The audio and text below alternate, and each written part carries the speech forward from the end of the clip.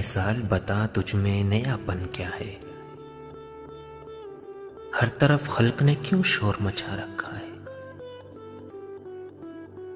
रोशनी दिन की वही, तारों भरी रात वही। आज हमको नजर आती है हर एक बात वही।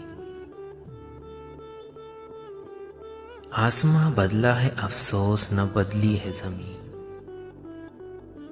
एक हिंसे का बदलना कोई जिद्दत तो नहीं। अगले बरसों की तरह होंगे करीने तेरे। किसे मालूम नहीं 12 महीने तेरे। जनवरी, फरवरी और मार्च में पड़ेगी सर्दी।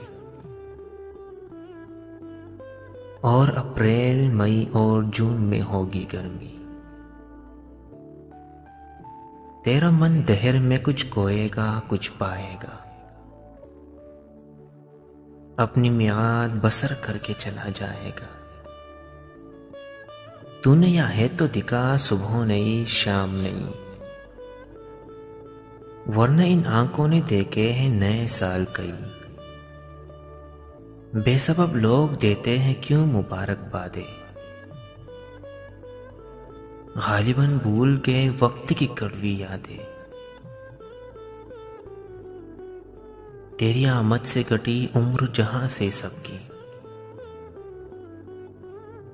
फैज ने लिखी है ये नज़म निराले टक्की। ए नए साल बता तुझ में नयापन क्या है। हर तरफ खल्क ने क्यों शोर मचा रखा है।